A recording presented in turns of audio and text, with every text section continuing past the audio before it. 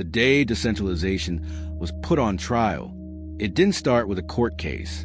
It started with a question. Could a system without leaders survive real pressure? For years, decentralization was theoretical, praise in essays, debated in forums, rarely tested at scale. Then the pressure arrived. Sudden, coordinated, relentless. To understand why this moment still matters, we need to look at what decentralization promised. No single point of failure, no authority to coerce, no switch to flip when things got uncomfortable. But promises are easy to make in calm conditions. They're tested when consequences appear. As adoption grew, so did attention. And attention brought scrutiny from regulators, from institutions, from critics waiting for collapse. Every weakness was magnified, every inefficiency criticized, every delay framed as failure. The question wasn't whether parts would break. They always do. The question was whether the system could absorb shock without reverting to control. Centralized systems respond with commands. Freeze activity, reverse outcomes, change rules. This system couldn't. It had no emergency powers, no override, no final authority. That limitation was intentional, but intention doesn't guarantee survival. When pressure peaked, decentralization faced its first real trial, not in theory, but in reality, and the outcome would redefine what resilience actually means. The pressure came from every direction at once. Legal threats, market panic, technical strain, public doubt. Centralized systems would have paused, issued statements, reassured users, changed parameters behind closed doors. This one did none of that. Nodes kept running, blocks kept forming, rules stayed exactly the same.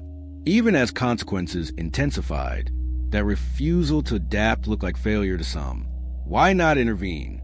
Why not protect users? Why not adjust to reality? But intervention was the very thing decentralization rejected. Changing rules under pressure would have proven that control still existed somewhere. So nothing changed. Markets reacted violently. Volatility spiked. Confidence fractured. Critics declared the experiment broken. Inside the system, debates exploded. Proposals surfaced. Arguments hardened. Everyone wanted a different outcome, but no one could force one. Consensus required agreement, not authority.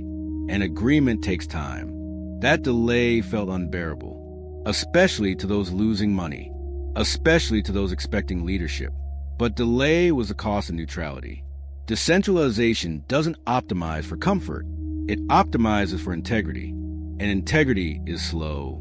As weeks passed, something unexpected happened. Despite chaos at the edges, the core held. No rollback, no seizure, no censorship. The system endured pressure without becoming something else. And that endurance reframed the trial entirely. As the situation stretched on, expectations broke first. People waited for someone to step in, to make a call, to draw a line, to take responsibility. No one did. That absence was unsettling. Decentralization offered no reassurance, no voice to calm panic, no authority to absorb blame, only process. Every proposal was public, every argument transparent, every disagreement archived. The system didn't hide its confusion. It exposed it. That exposure felt messy, inefficient, even cruel, but it was honest. Centralized systems collapse quietly. Decentralized systems struggle in the open. As pressure continued, participation mattered more than opinion. Those who ran nodes enforced rules. Those who didn't watched. Power flowed toward action, not commentary. Gradually, consensus emerged, not because everyone agreed, but because enough participants aligned. The outcome wasn't perfect. It satisfied no one completely, but it preserved the core principle. Rules hadn't changed under threat. Authority hadn't reappeared. The system remained what it claimed to be. That moment carried weight beyond markets. It proved decentralization wasn't just rhetoric. It was a constraint, one that limited human impulse as much as institutional power. Trust didn't return instantly, but respect did. Even critics acknowledged something rare had occurred. A system faced existential pressure and chose consistency over convenience. That choice wasn't dramatic. It didn't feel victorious, but it was defining, because resilience isn't about avoiding stress. It's about refusing to become something else under it. And that lesson would echo far beyond a single trial. The verdict wasn't delivered by a judge. It emerged from survival.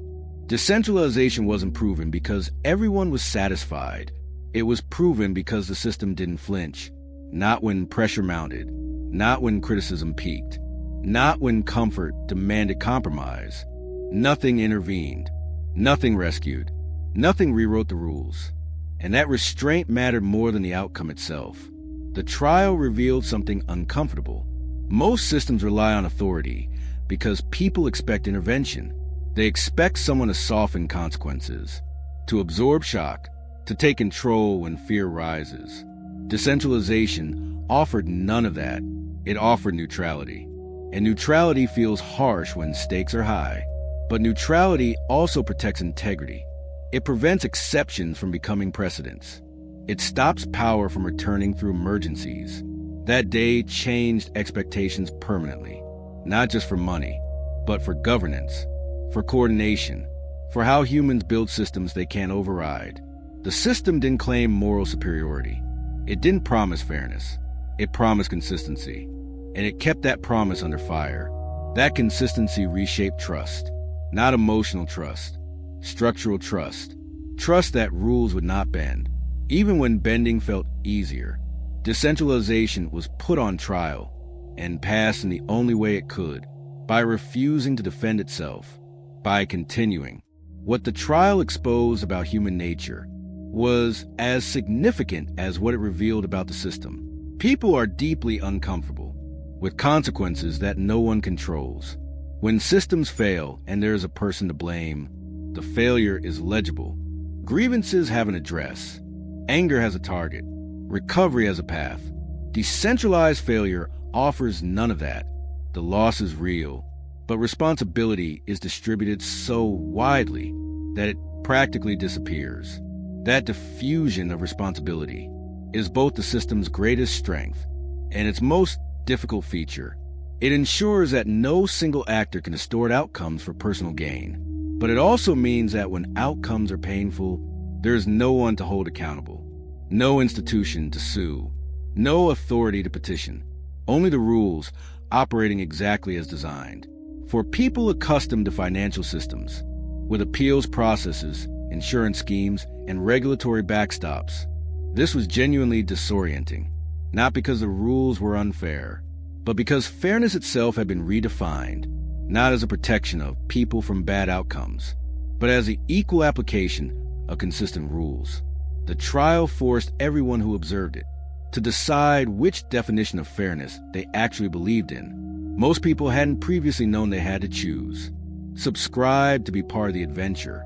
That forced choice mattered because it made explicit something that had always been implicit in the design.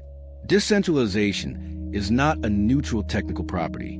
It is a statement of values, a declaration that consistency matters more than comfort, that integrity matters more than convenience, that the system's promise to all participants is worth more than its ability to protect any particular participant. Not everyone agrees with those values. Many people, when confronted with them directly, discovered they preferred the safety of institutional discretion to the purity of algorithmic consistency. That preference is legitimate. It is also, in the context of the system, irrelevant because the trial proves something permanent. The system will not change, simply because enough people wish it would. The rules are not a starting position for negotiation. They are the terms under which participation happens. Accept them, or don't participate. That clarity was uncomfortable for many, but it was the most honest offer any financial system had ever made. And the fact that the system made it, under maximum pressure, without flinching, without negotiating, without becoming something else, is what made the trial. The defining moment it turned out to be, there's a version of the story where the trial ends differently, where pressure finally produces an exception, where someone finds a way to intervene, where the system, faced with enough pain, becomes something more manageable. That version did not happen. And the reason it did not happen is the reason the trial matters.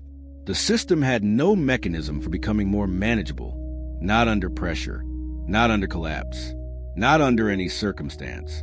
That was not an accident. It was a design. And the design held, not because it was easy, because it was permanent. Permanence is a trial's real verdict. Not that decentralization is perfect, but that it is real. The day